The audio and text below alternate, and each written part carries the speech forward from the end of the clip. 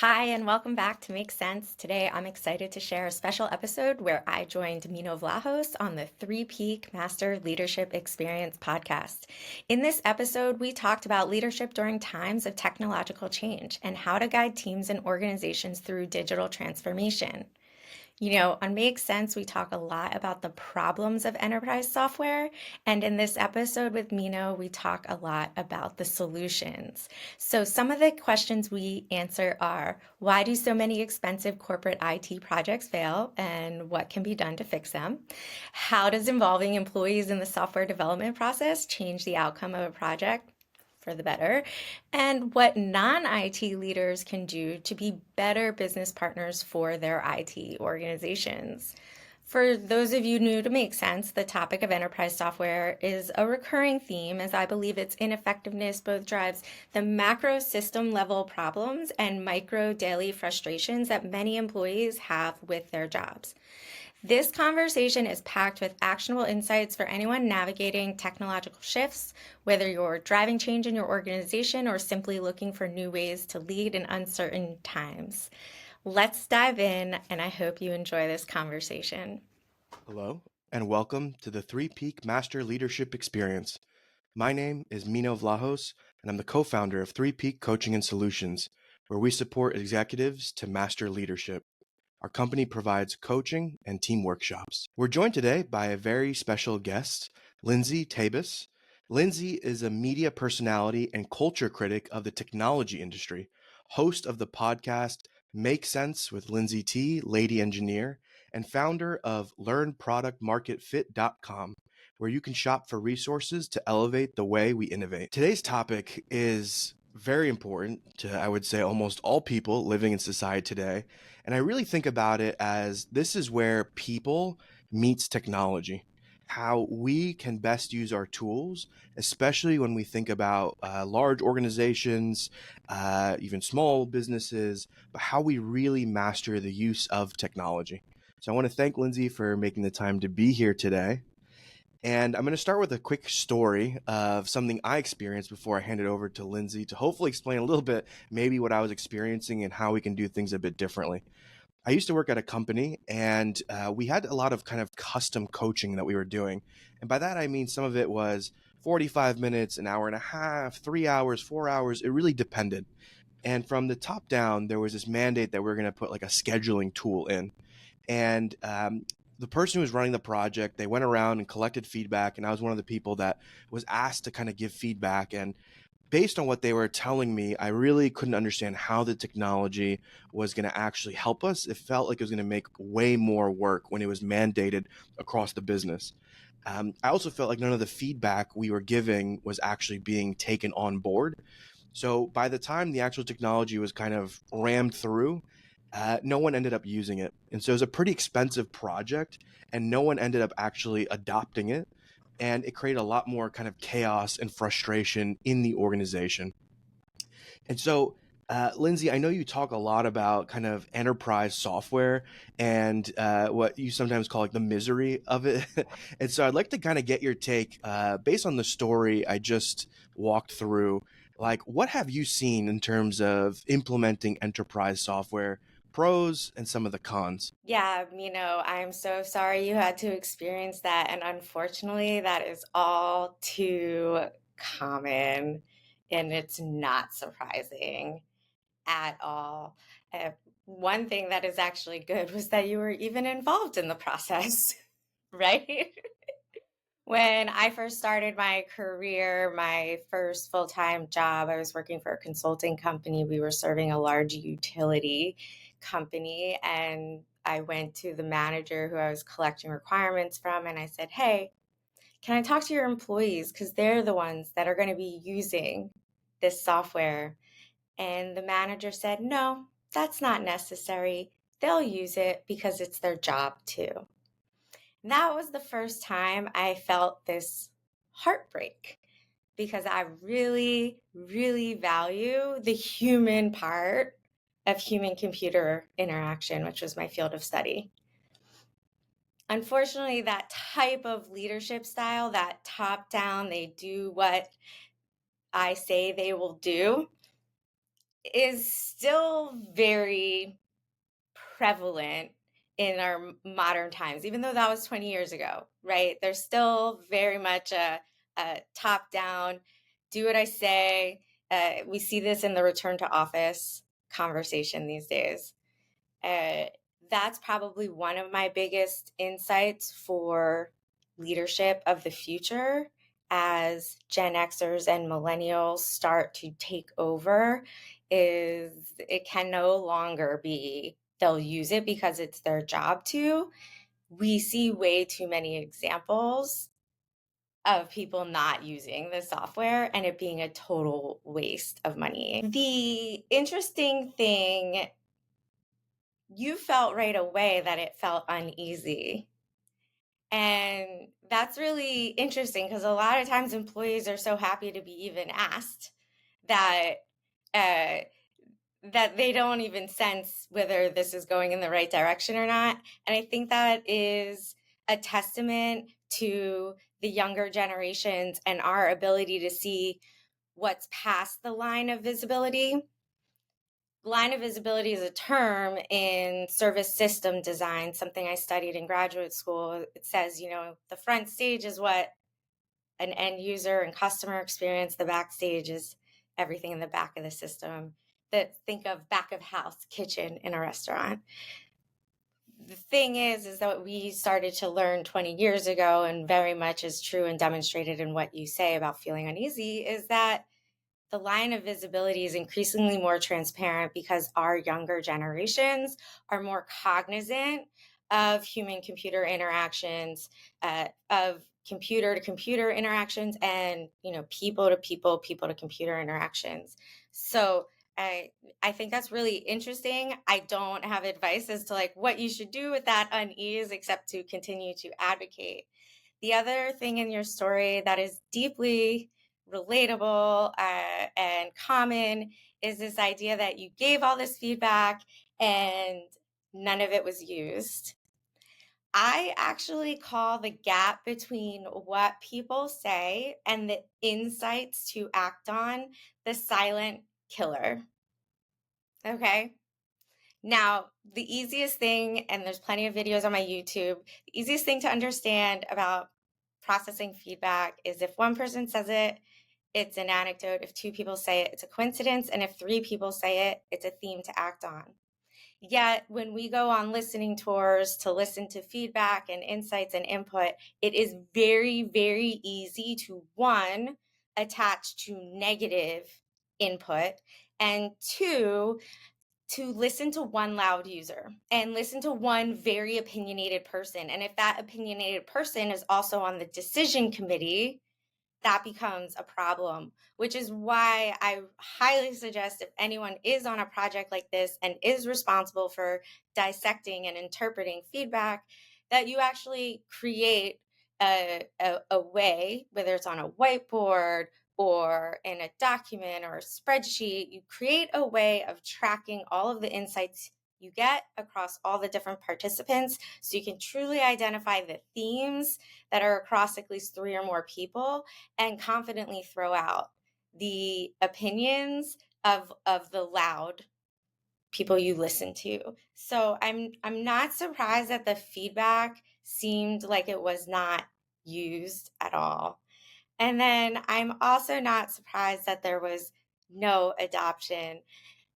In enterprise software, large companies, these large software systems that large companies use, sometimes people don't know what enterprise software means. It's the large software systems that your company uses. We often see that IT is incentivized to build and install the thing, and the leaders sponsoring the project to build and install the thing and launch it on time.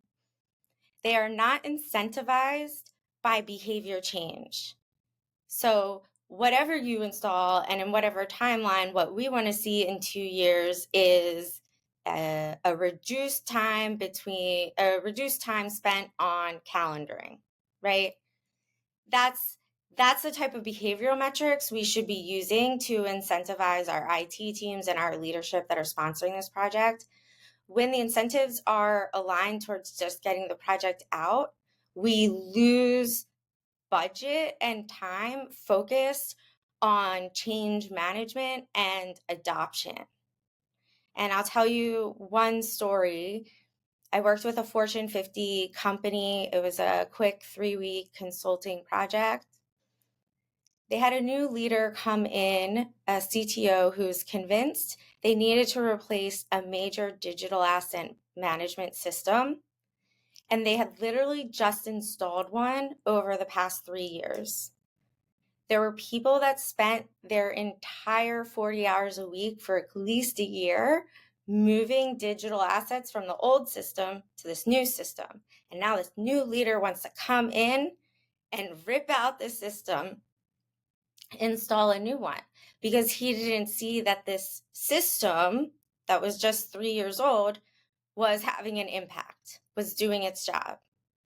I interviewed 30 employees around the world, and what was abundantly clear is that no one was trained on how to use it. There was one department that was able to finagle a resource to spend 20% of her time offering webinars to teach her coworkers in her department how to use that platform, and they were having success.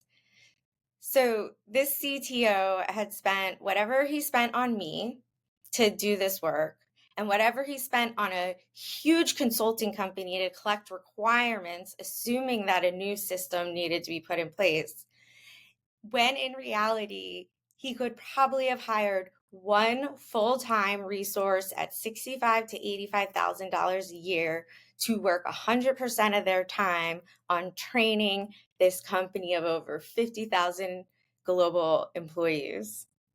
And that kind of brings me to a point I know we'll keep discussing, which is that we often throw technology at solutions before first understanding the human part. A lot of what you said just deeply, deeply resonates with my experience. Have you seen it work? Like, I don't know if it's just I'm pessimistic, but have you seen kind of implementation of large enterprise software actually be successful? And if so, is there anything we can understand from those successes, learn from those successes? Unfortunately, in my lifetime, I have not seen a project be a success. 55 to 75% of corporate IT projects fail. We're spending a lot of money in the hopes, and this is very damning for technology as a solution. Corporations spend a lot of money in the hopes that this new technology will drive efficiency gains, operation gains, and reduce expenses so that they don't have to raise their prices. And then when they do these projects and 55 to 75% of these projects fail and they're out, for instance, 2 million to I've even seen $250 million projects fail, then they have no choice but to go back to, well, we need to increase revenue. So we either need to launch new products or increase our prices or shrinkflation, reduce the amount we sell, but keep the price the same. And so this is, for me, one of my big passions and one of the reasons I host my own podcast, MakeSense, where we discuss the impact of technology on our everyday lives pragmatically and without jargon. I have this podcast because I feel very strongly that technology is not living up to its potential.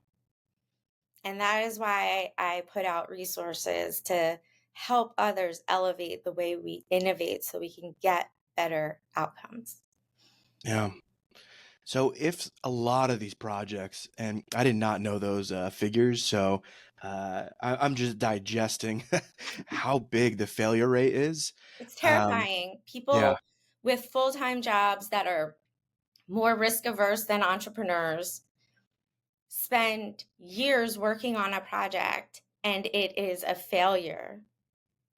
And unfortunately, in American culture where we put so much emphasis on our work, it's a huge impact to their identity and their self-worth. When something like that happens, it's incredibly frustrating. It builds resentment in your leadership. It it's just really unfortunate. And to be honest, it's coming from what I immediately said, which is that top-down opinion, top-down leadership, and the idea that I know best. Whoever's picking this out knows best. And one of my guests talked about how enterprise software is almost leveraged as a means of control, and that is Wow. not how it should be used and leveraged. So So, is there an alternative? Because technology is also, I really feel, wonderful and helpful, and we all use technology on an individual basis. So, these large projects are not successful. So, then what is an alternative in the working world? it's a really interesting question because it's a question that I pose to my guests all the time. I ask in a snarky way, like, why does enterprise software at work suck? Um, and then what can people do about it? It's very hard when we talk about systemic problems. It's very hard for the individual to feel empowered to make changes. The first thing is, I do believe that the tools you have at work are probably more helpful than you realize. And spending an hour once a month or once a quarter exploring training guides and tutorials will help you get more use out of it. I think people are so used to being frustrated by technology because admittedly user interfaces are not great. It's an issue I've been fighting for a long time. User interfaces are not as usable as they should be.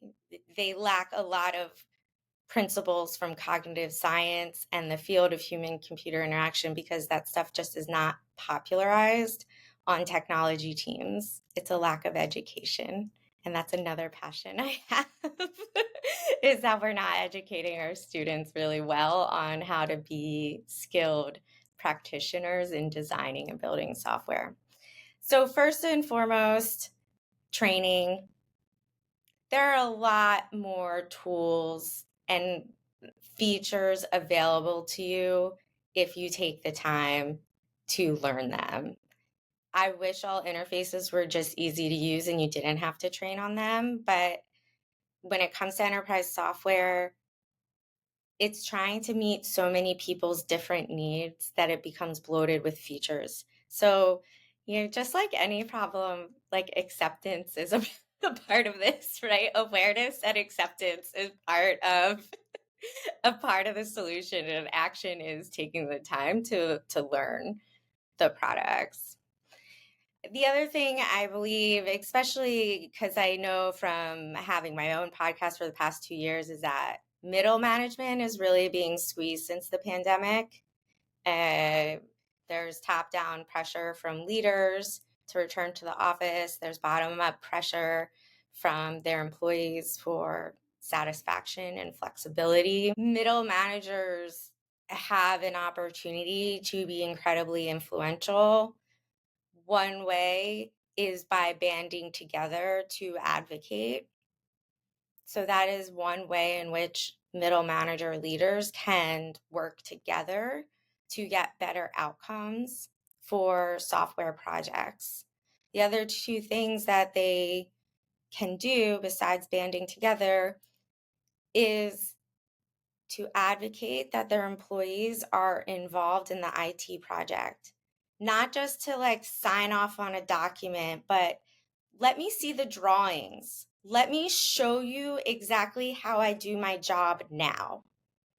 If someone comes and asks you feedback or insights for a piece of software and you're sitting at a table just looking at each other, no, have them sit behind you at your desk and show them exactly what you do and how you do it now, and point out as you do it the things that are going wrong.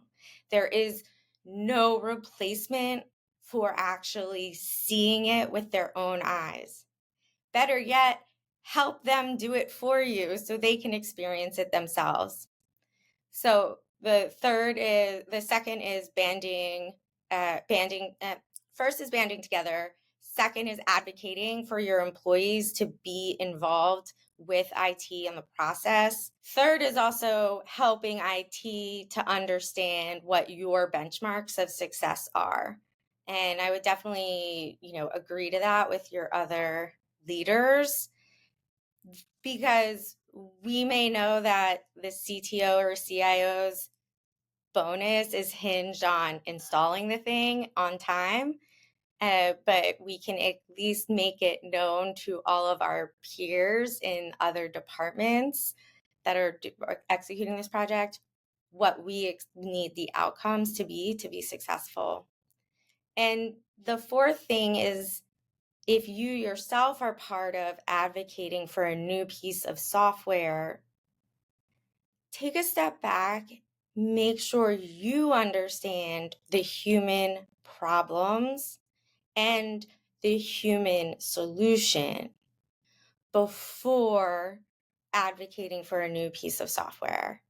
Every new piece of software complicates your whole enterprise system because of data connections. It creates more cybersecurity threats.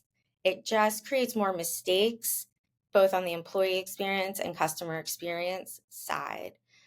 If you understand the human problems first, and you can find a human-based solution first, it's probably actually a lot simpler.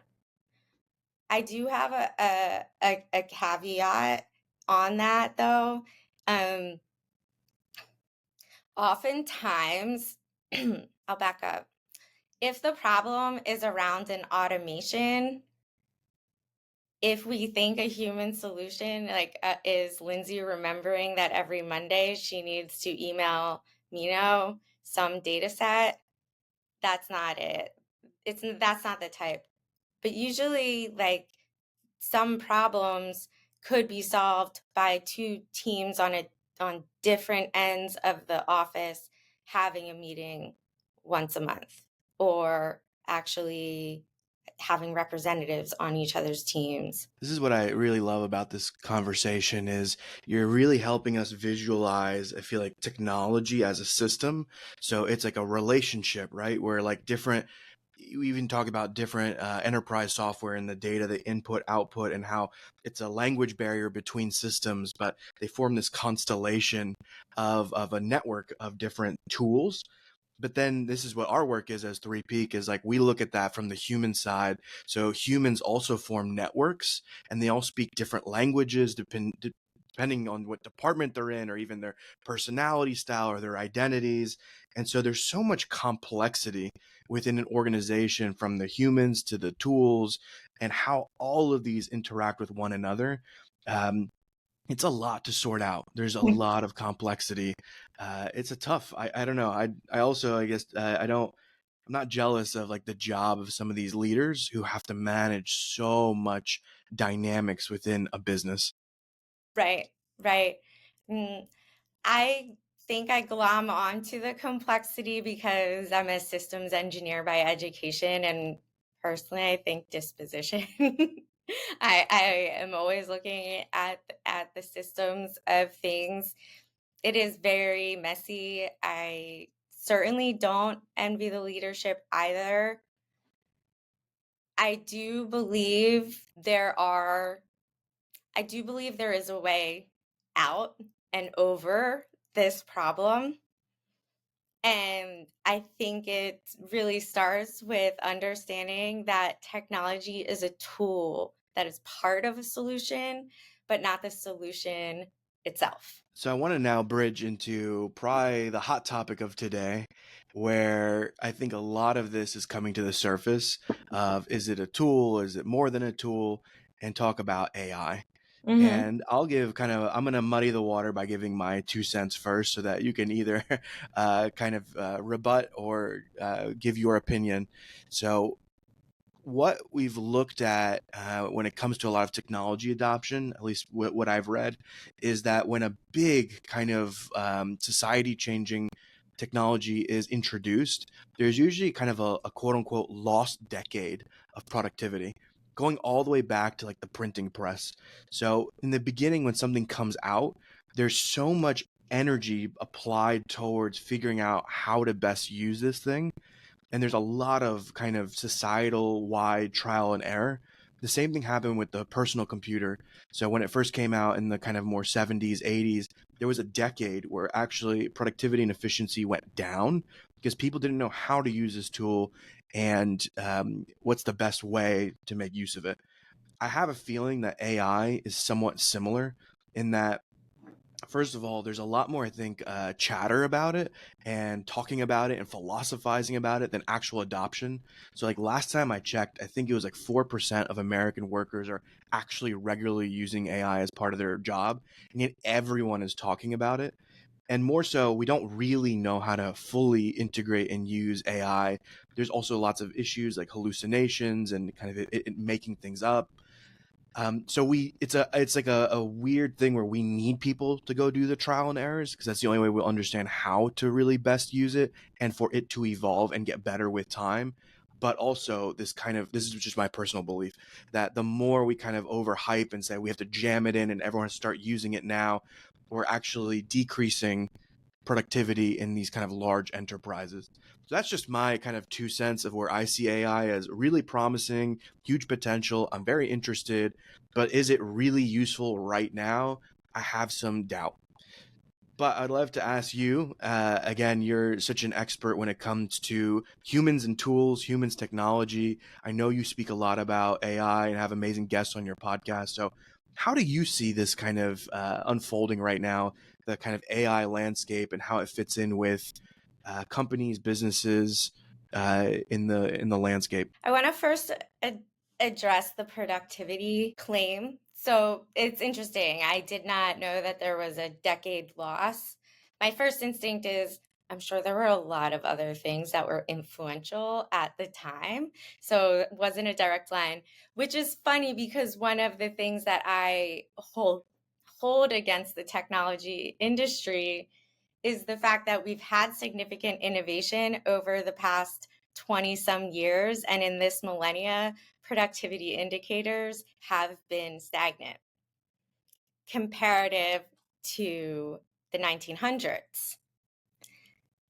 So I want to use that point actually to say we might not see the lag in productivity because the lag is already there, right? So Totally. so we might not see that same lag because productivity was growing at an 8 to 10% rate in the 1900s, whereas now it's kind of like 2%, even though we've had all of Wow. this innovation. And that is a testament to actually how, one, enterprise software and technology isn't doing its job and actually creating a more efficient work environment and operations. It also shows how, as one of my guests, Ronnie Batista, said, he's a design leader and consultant, a chief experience officer. He said last year, humans have a great way of working themselves back into the solution, right?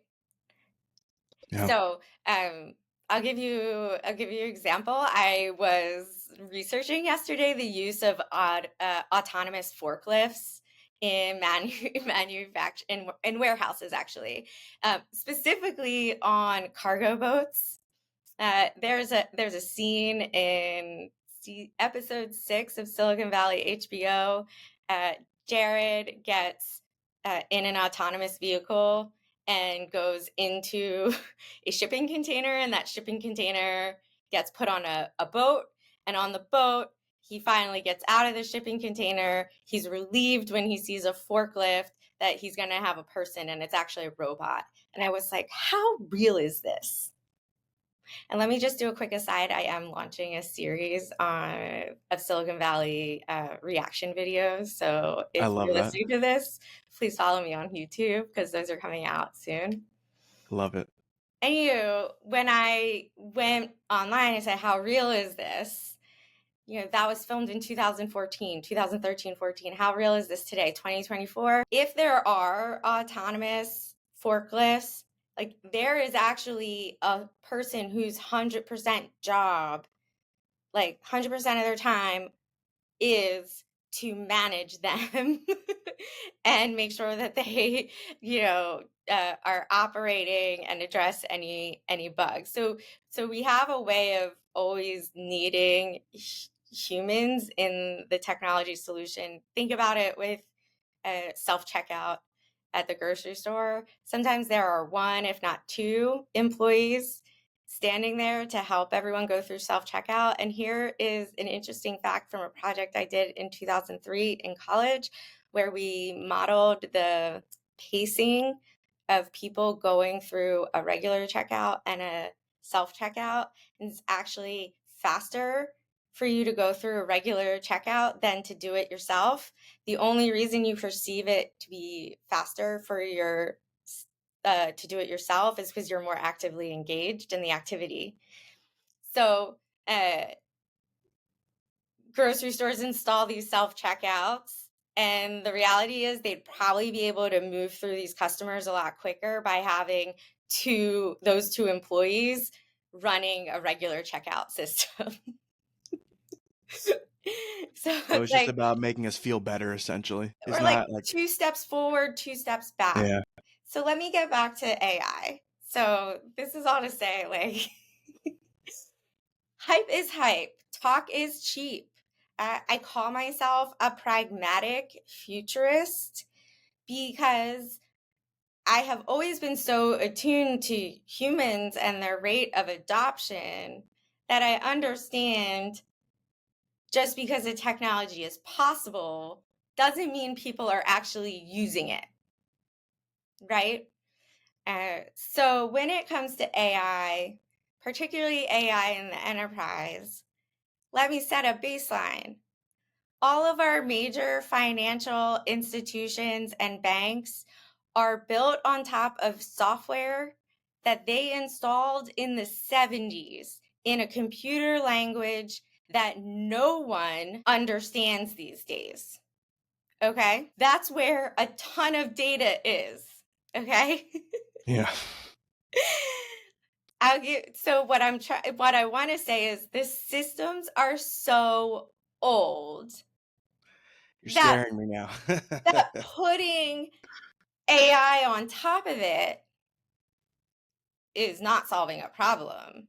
That's like just putting makeup on an ugly face. Like, like, so, so, so I address the productivity. I address the chatter. The reality is far, far more complex. People, it was a lot of hype in Yeah. 2023. There was a ton of hype in 2023 with the release of Chat GPT. We have seen the tools become a little more integrated. For instance, you and I are recording on Riverside. They have AI tools to help us cut and clip up our videos.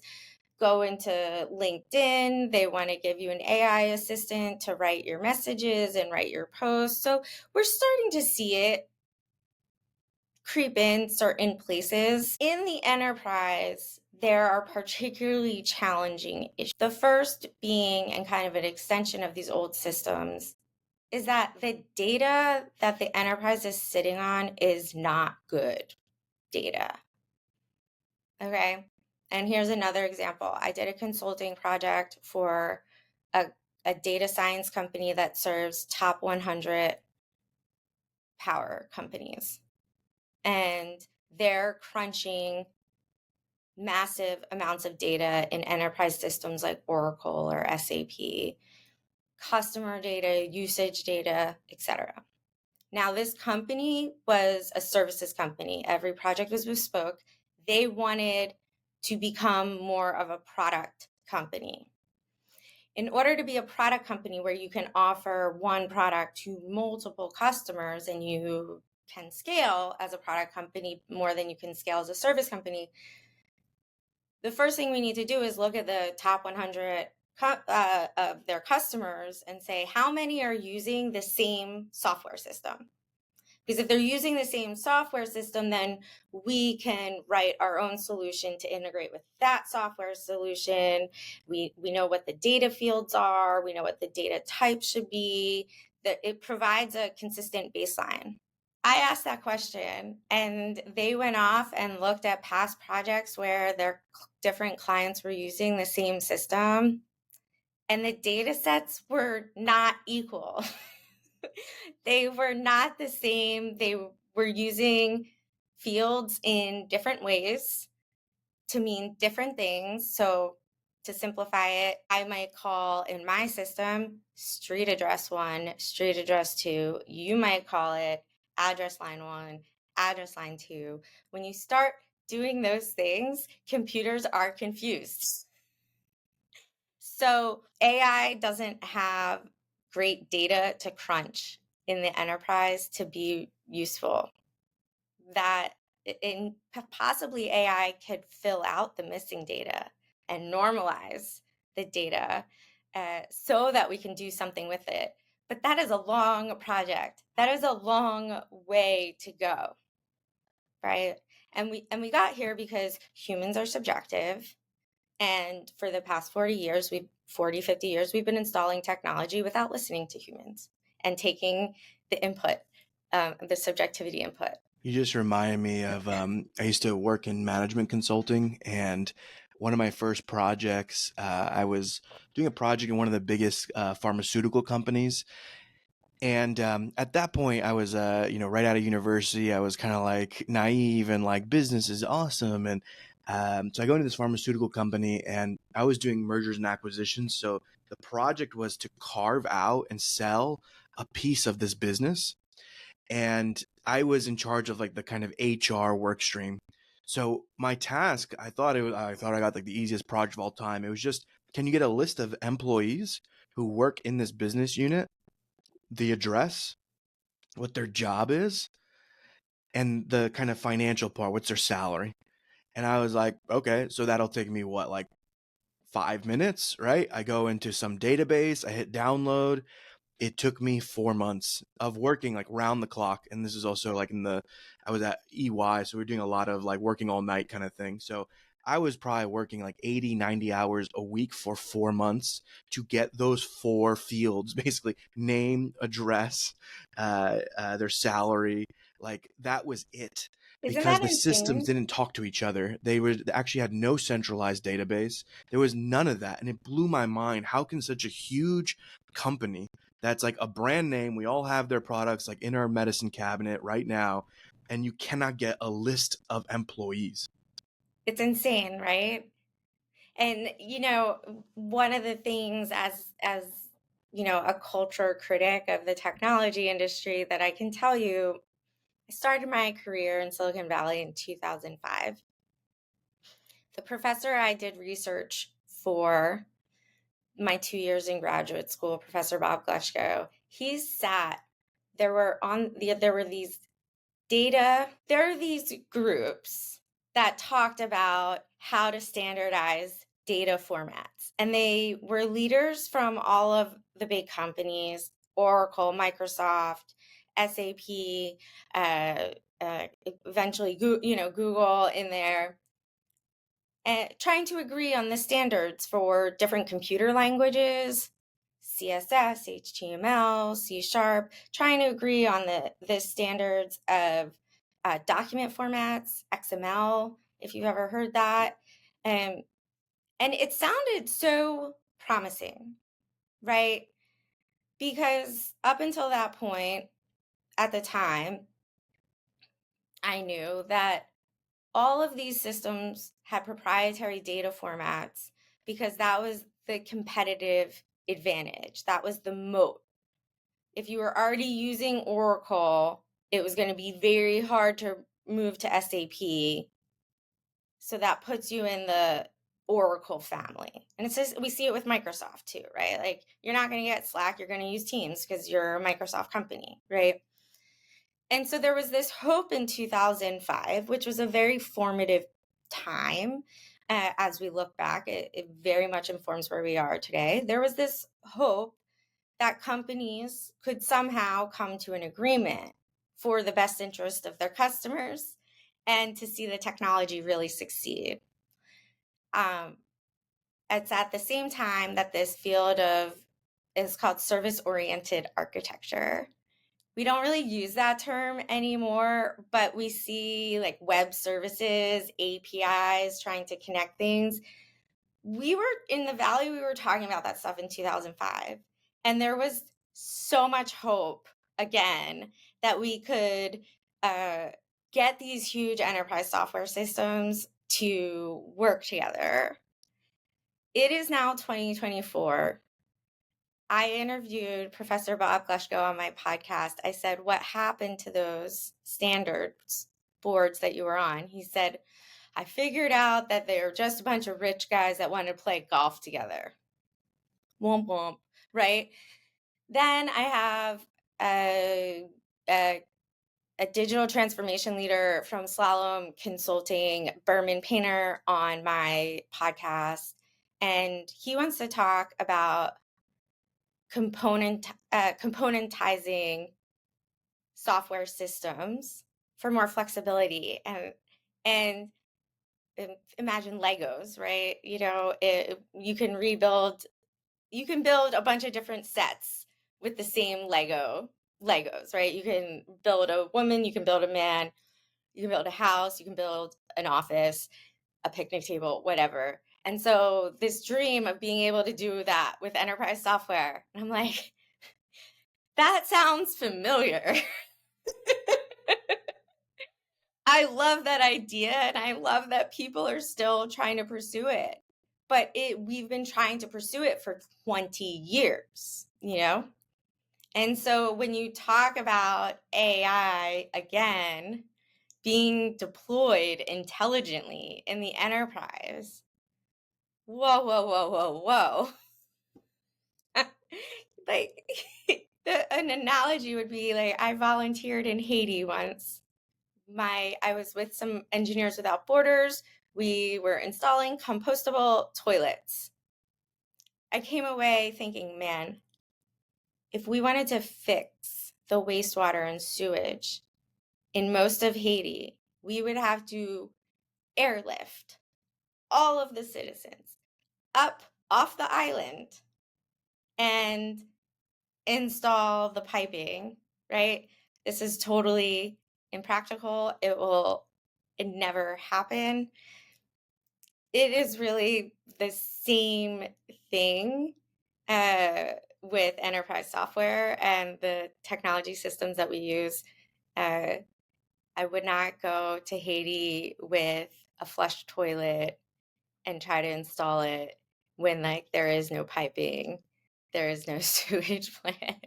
Enterprise software is like bringing a flushable toilet to Haiti is like bringing like AI into the enterprise. It's like at a macro level, that's how I Yeah, describe yeah. it. At a macro level. Now, there's different enterprises are smarter, right? Capital One is a great example that's come up in my podcast. Like they've done innovation really, really well. I was a former ING direct customer. I've watched as they have slowly integrated that into 360 checking. And this, I've seen over the past 15 years, the software from ING direct slowly get absorbed into the Capital One experience and then, replaced. And they've done a wonderful job of that. But at the macro level, most of our companies, even our health insurance companies and our hospitals, these things that like cost so much money, this is what they look like. Yeah. Yeah. Uh, Wow. so yeah, AI is also going through a trough of disillusionment right now, after all of the hype. The final thing to mention, just as like a footnote, if you aren't aware of it, is that AI takes 5x as much electricity as a regular algorithm does. I think it's really unfortunate on Google that they are automatically generating AI results. It's so unnecessary. It's a waste of electricity. I wish they would turn it off. Yeah. We don't have a power grid to support that. We don't have a power grid to support further EV adoption. So those are things that are going to bring down AI into reality for us. And it's why so many conversations in my podcast, I have the first segment is crystal ball, what does the future hold? And I pitch predictions to my guests and say yay or nay. And all of 2023, I had the prediction, AI won't replace you, but someone using AI will. Um, I don't think most people need to be worried right now about AI replacing them. I think they can take steps to learn how to use the tools to speed up what they're already doing. But I don't think it's a fear that needs to consume. Yeah. So I want to bring one other topic, which we were talking about before this podcast, which I had never heard of, but the moment you used the phrase, I was like really hooked. And that is the concept of a shadow IT system. Can you explain to us what that is and then the effects of having a shadow IT system running within an organization? Yeah, I laugh because this is actually fairly new to me over the past 6 months, and it's a laugh because I love learning, and so this new concept, or this, it's not a new concept, but it's the connection of a bunch of concepts together. That system I love. Okay, so shadow IT is represents kind of all of the data and technology that is not approved, permissioned, monitored, or supported by your company's IT department. The second you export a CSV from one of your enterprise software systems and create your own Excel macro sheet, and that becomes a dashboard that you share around, that becomes shadow IT. Why? Because it has sensitive, secure company data in it. Potentially, you might be making changes to it and relying on that data over what's actually in the software system. So thinking again, you using this macro thing, making edits to the data there, but not in the enterprise software. That's why enterprise software data sucks, right? It's not accurate because you are using this macro-based Excel spreadsheet you created. Or, people are using software tools, including AI, and copy pasting sensitive company information into an AI tool like ChatGPT or Gemini by Google. And now that proprietary information is now absorbed by that large language model, by that AI, and it's the right of that AI to use that data for other people. So this is all falls into shadow IT. Creates a lot of problems. But it's an interesting circle of cause and effect that is a loop-de-loop that would make anyone seasick. So your IT department spends 30 to 50% of their budget on shadow IT. So if you are wondering why that AI project's not rolling out, or why the benchmark is so low for most IT projects, just install it on time, right? It's so low.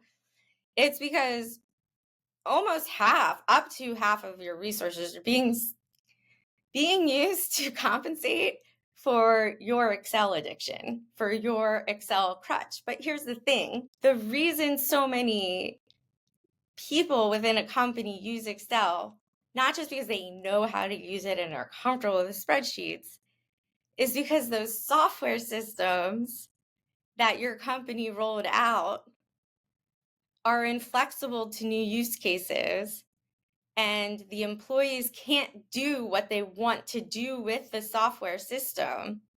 So they end up exporting to CSV to get the job done. Or they submit a request to IT, but IT has so much backlog from everyone else that just went and created a spreadsheet on their own that they can't pull the data for you, they can't create the report for you, they can't do it in a timely manner. So then you're impatient, you need to get your job done, you have your own deadlines, you're going to export the spreadsheet. So it's this loop-de-loop roller coaster that is really it's a very big problem in organizations. And that's why I say that one of the best things leaders can do and any employee can do is take the time to train yourself on the systems that you do use and have access to, because perhaps you don't need to export to Excel.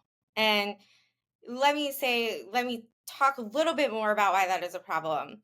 We hear about security data breaches all the time. So much so that it seems okay for companies to not even email you and let you know. It's like it's terrible and it's a real problem. I have an episode with a dear friend of mine, Jumoke Dada, on Cybersecurity 101. I encourage you to watch it. But a simple phishing email, which we all get tons of, and we're trained to recognize. But there's always just that one person that didn't realize it. A simple phishing email can take all those Excel spreadsheets off your computer. Done. And that's how data breaches happen. Okay? It's cringeworthy. I see your eyes. Like, it is horrifying and cringeworthy because Yeah. that's how easy it is for data to get lost. And this is a problem every company. There was a story on Ars Technica about Formula One using Excel to manage 80,000 car parts, and Formula One is known for being a very high-tech company, at Yeah. least in their brand image. And the new CEO was horrified to find out that they were managing car parts in this Excel spreadsheet. And I was like, I'm not surprised, right? Yeah, I have to say, when I was an employee, I was guilty of many things that you're talking about. So I'm like, oh wow, I never understood the repercussions of some of my actions, and I am a big like, it's not good, but I was a big like, I'll just do it in Excel guy. Um, and I'm also reflecting that I feel like every management consultant has had a project that always ends up like you're mapping like the systems and you're trying to figure out where things sit, and inevitably you somehow discover that some business critical operation is being run by one dude in like Bermuda who's about to retire in Excel. And if that goes down, like somehow it will cripple the entire enterprise. And so I feel like everyone has a version of that story. So this is so pronounced in the business world. Yeah. I do want to give you an example. This is what escaped me of how using Excel is not just creates more of a mess inside your company, it can have real damages beyond identity theft and stuff for your customers. I followed a story where a man died on a construction site because the delivery of parts and assembly of parts was not in line with the structural engineers guidance. And it wasn't in line because they were using Excel instead of project management software. So the project management software, you can create dependencies between, like, step 2 can't happen until step 1 happens. But in an Excel sheet, you can just drag row 1 below row 2, and there are no repercussions, there are no alerts, there are no notifications. And if the structural engineer isn't there to see it, and then someone dies, like, that is real. I think we perceive identity theft differently than we perceive like physical injuries and death, because it's the same way we perceive a broken arm better than depression, right? And so we are not thinking about the repercussions of our actions the same way. And so that story was like that another level of appalling. And it's why you should learn to use the tools that you have, even if they're not perfectly suited to you. People's lives and personal security depend on it. Your company is actually losing out on a lot of efficiency in the long run by you using the wrong tool for the solution. Wow. Now I'm Sobering. really rethinking my Excel choices. I feel So bad smiling. Sobering, right? no, It's I very know, but sobering. it's really useful to know, and I'm happy we're really discussing this because I didn't know this, and people need to know this. I'm now seriously rethinking, like even within my own company, like everything you're mentioning. Like I wish I could sit here and be like, "We're doing amazing," but we're doing it. Like even amongst I run a small consulting company.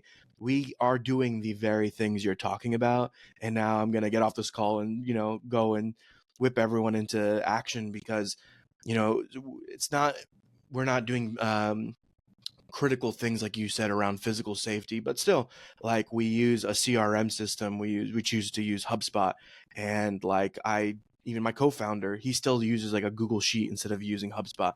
So this is like amongst the founders of a company, we can't even align on one use of technology, and we're very small, yet alone like a giant company where there's thousands of people.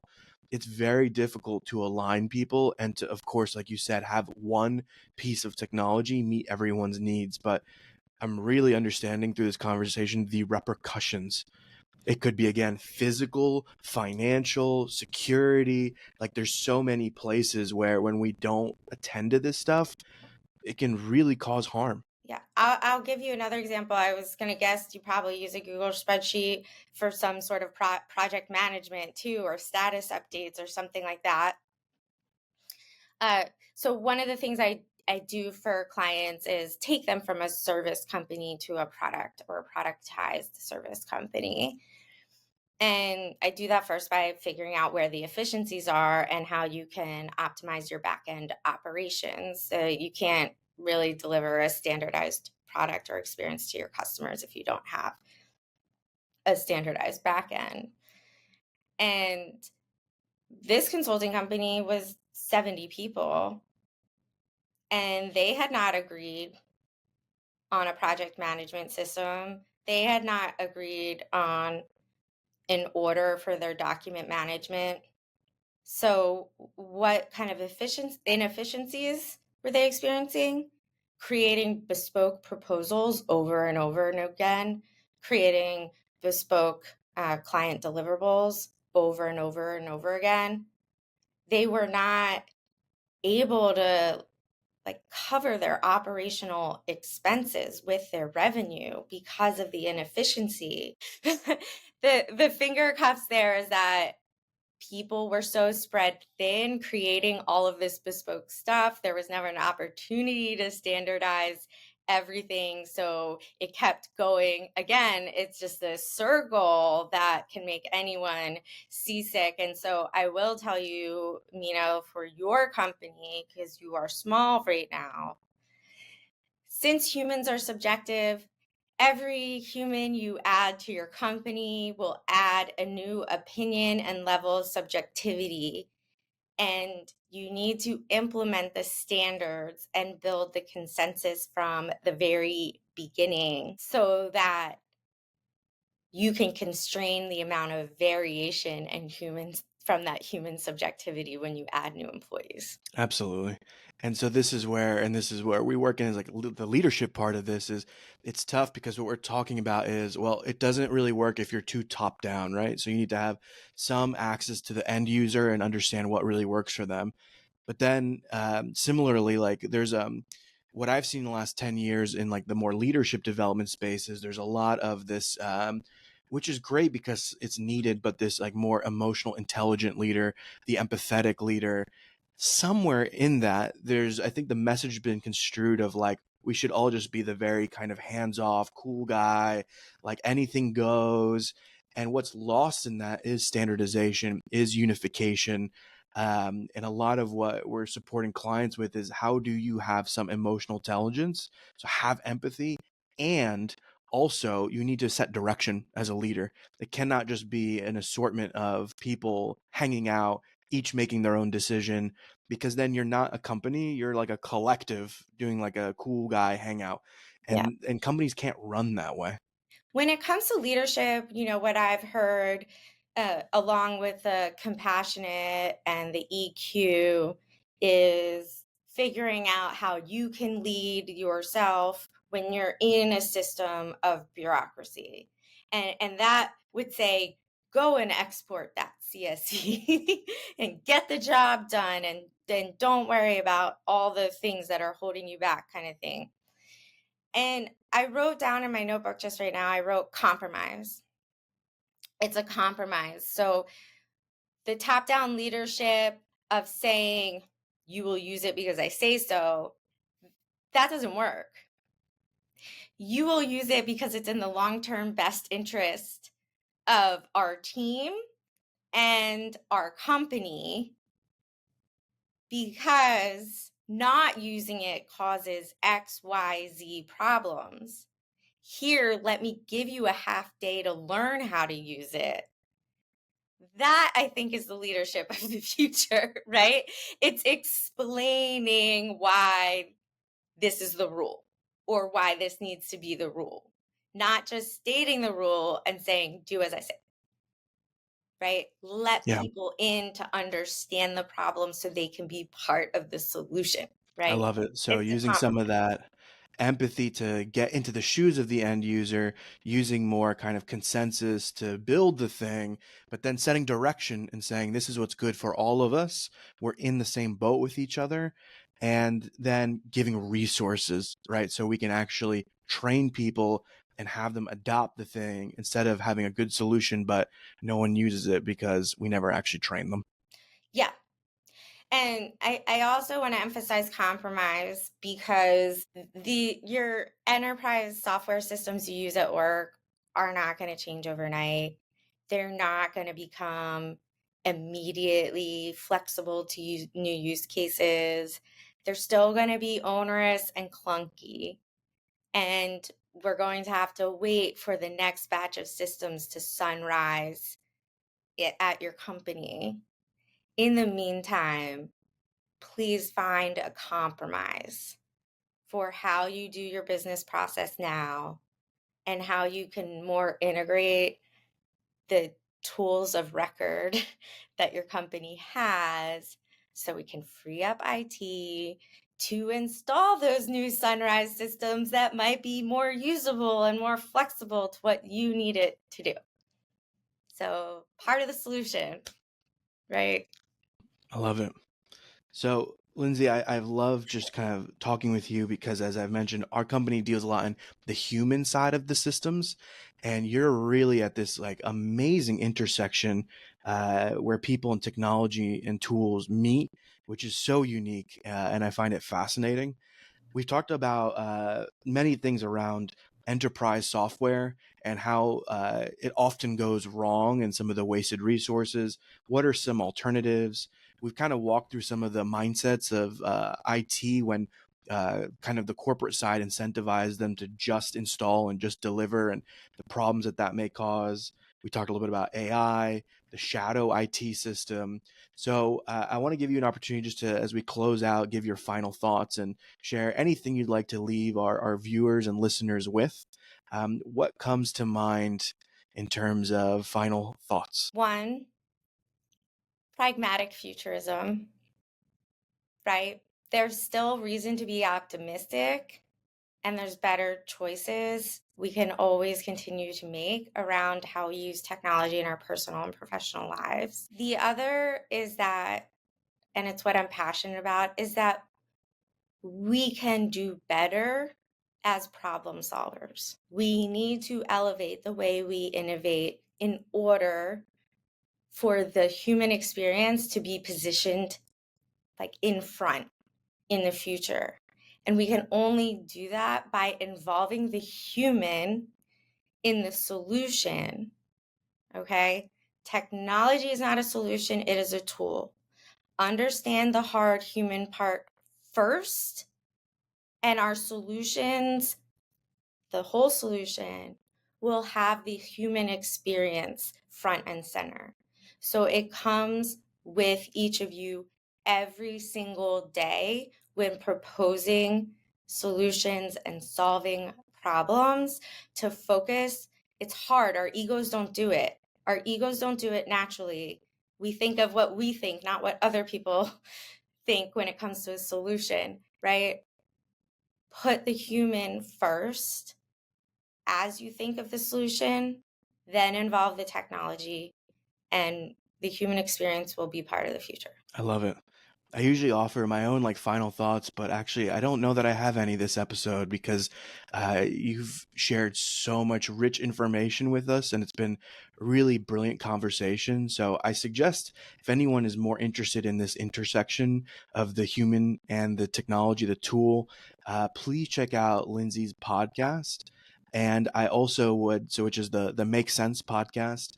And then I also suggest going to her website, learnproductmarketfit.com, where there's a lot of good resources for people when it comes to innovation.